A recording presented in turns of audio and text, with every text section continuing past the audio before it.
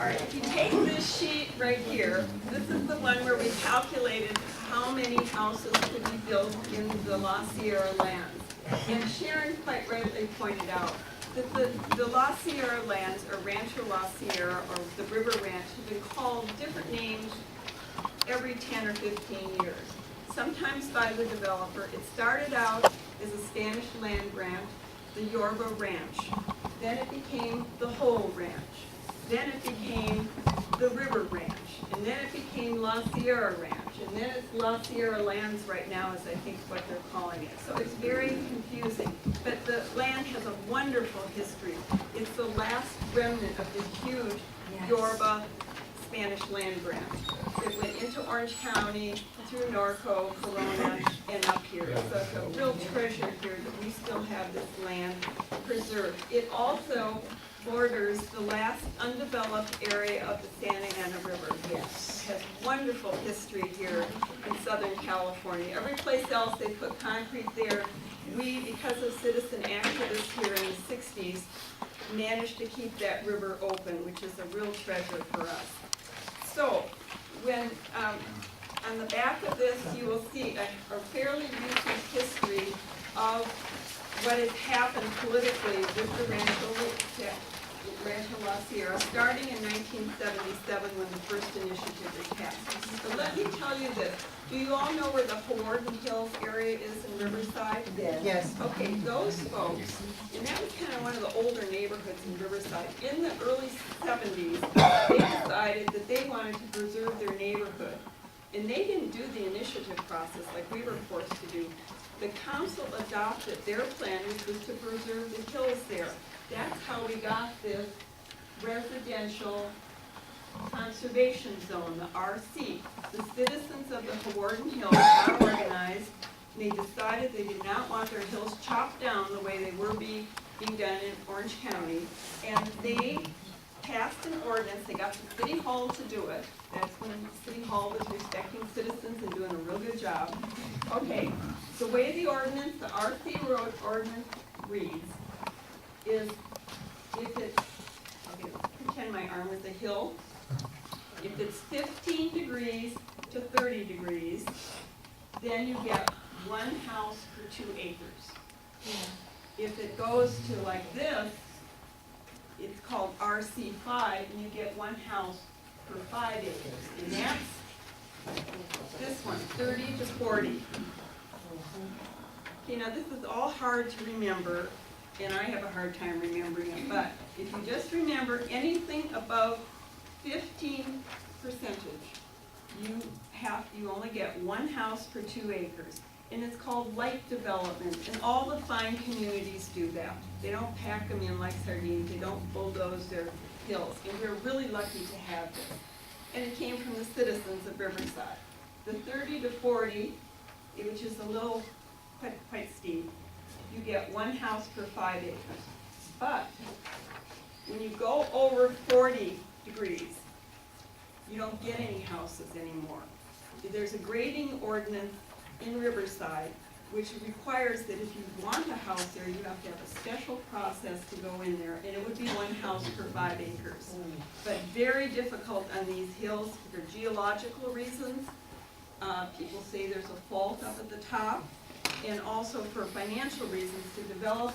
That's over half of the hills, that's over 300 acres, are over 40 degrees, so they're really not developable. Okay, so what do we get? We're not going to deal with the hills tonight because the developer says, oh, he's not going to develop the hills. Okay, but what do you get on the River Ranch? You get 152 houses. And how do you get to that? Okay. The way you do that is on your sheet. It says River Ranch. You got 612 acres. You divide it by 5, and you come up with a total houses of 123. Well, that's not 152, so where are the rest of them? Well, there's another property there called the Diaz property, owned by the Diaz family. And that property, for some reason, is zone RC. This other stuff. We don't know why it is, but it is. And they are entitled to 23 houses plus a bonus. If they cluster them together, they get 6 extra ones. And that comes out to be 152 houses. Okay, that's now. Mary, may I say one thing? Yeah. Because that's why it's really important to know where the numbers came from, because for the last 2 months, if you go to the Facebook page that the developer has, they have been saying they can build 550 homes, and when asked how they did their calculations, they just simply said it's very complicated, but we can build 550 homes. And so the premise is, if we can currently build 550, what is another 200, and actually it'd be 175? It's a minor compromise. Well, at the meeting last week, for those of you who were there, after Mary passed this out, the developers team, when they were asked how many homes could be built, they quoted Mary's number. They did not quote 550. I think that's a very important thing. And you may wonder where these numbers 550 come from, because different numbers pop up. Okay, in 1994, I had handed out a sheet I found in my file right here. This is from 1994. There was a series of lawsuits in the 90s, and in those days we had a city attorney who defended Top Bar. He took them all to court, and he won every case, okay? And when they were done, they had this plan called the Championship Golf Plan. And this was a plan, and they say they're given 156 homes, that's all. Okay, you might want to take a look at this, it's pretty interesting. Then, that didn't happen, okay. In 2003, they came back and they wanted 729 houses.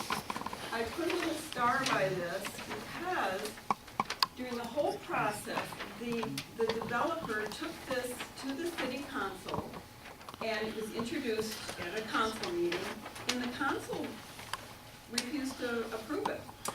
And instead, Mayor Loveridge at the time said, oh, it was his project. We better form a citizens committee, a blue ribbon committee to study this. And they appointed 19 people to that committee. They met at the La Sierra Library for a good 6 months. But in this project, they had included the ag park. And they knew it was contaminated at the time. And they wanted to take the density from the ag park, which had nothing to do with Rancho La Sierra. It's not contiguous or anything.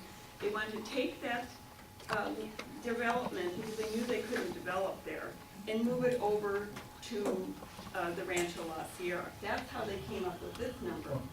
Okay, so then they had to take that out. Somewhere along the line it dawned on them, wait a minute, this isn't going to work. And they came down to 598 homes is what they wanted in 2003. Now some of you, I recognize faces here.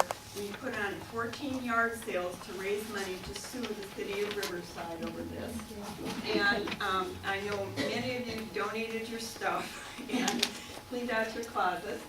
And we won in court.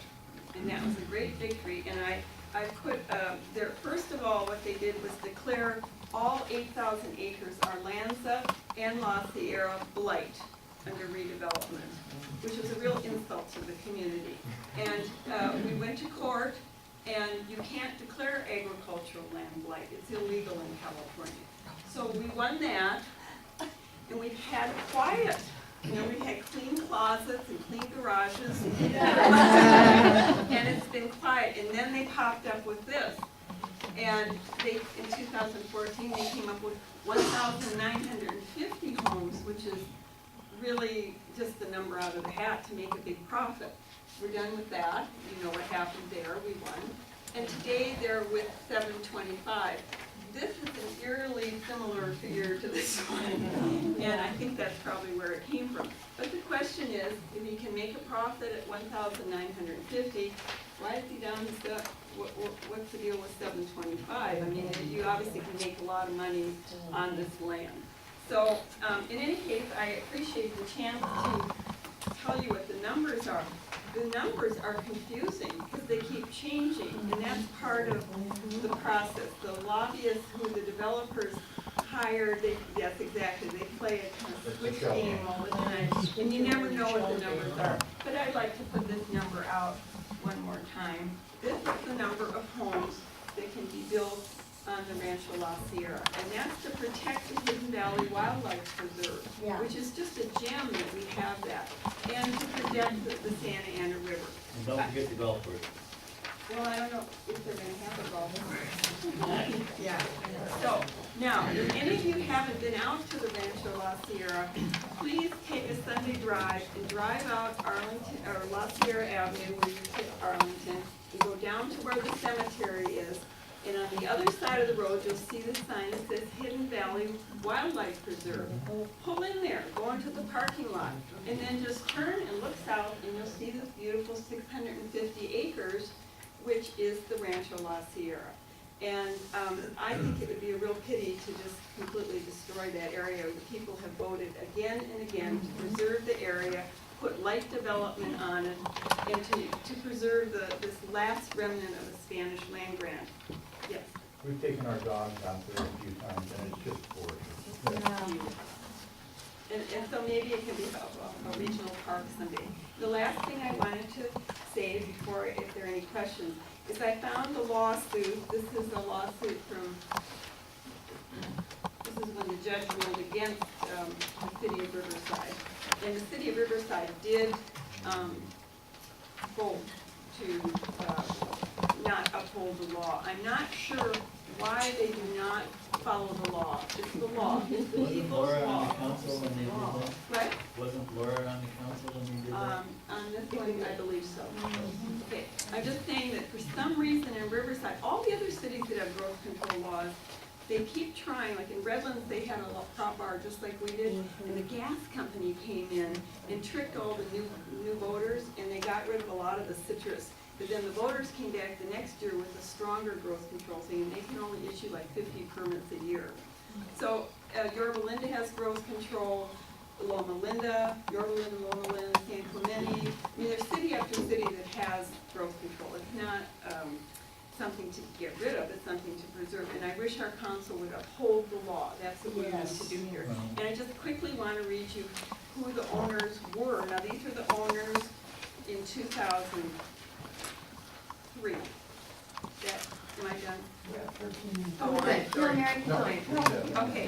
Leave it alone. Go ahead. It's the Tyler Group, Peruka Western, John West and Beverly West, Henry Cox II, Arlington Cemetery, Pierce Brothers, the Anza Business Park, Worthington Incorporated. Worthingtons were the original owners with the man. There were partners in the 50s that bought the land from the whole ranch, and they fought in court for a good 10 years with each other. And finally, the guy with the hills lost or left or something. And the Worthingtons were left with it, and then these new investors came in. I believe, I'm not sure exactly when they came in. So, Mary, the new investors, did they come in while Prop R and Measure C Some did, were valid? yeah. So they didn't buy in and then the laws changed on them? I'm not sure which one. Well, the we have to biggest look at owner it. is Chuck Cox. I'm not sure when he bought it. Okay, I have to because, look it up. yeah, and we need to find that out because everyone has told me that Chuck Cox, being the biggest investor, he purchased it under R&C with the hope of changing R&C. That I can't validate, and Mary will probably find the information for us. Now, does anyone have questions for Mary? Yes, Mark. During those lawsuits, who was the judge and who was the attorney? The lawsuit, I'm not, okay, the redevelopment lawsuit where we sued on the 8,000 acres being put into redevelopment, that was settled. And I don't know, Yolanda Garland and I and Jean Heil were parties to that lawsuit. And what we got out of it when we settled this is they decided to not put the Rancho La Sierra into redevelopment, but they put the rest of it, they kept the rest of it. We couldn't financially go on with the lawsuit anymore, it was too expensive, but what we got out of that lawsuit, our plus was we got the park put in that they called the Doty Trust Park. That land had been there for many, many years, and the settlement was that they would develop the park at some point. So that's what we got out of that. This one, it was Judge Michael Kaiser, who has since retired, and he just threw the case out and said, you must go to a vote of the people, and that's where we are now. So, and the lawyer on that one was Gordon Williams, those are the lawyers that wrote Measure C for us. Yes. You say it's a wildlife preserve? Hidden Valley Wildlife Service. Isn't that protected? It abuts the property. That's not part of the It property. abuts the property. It joins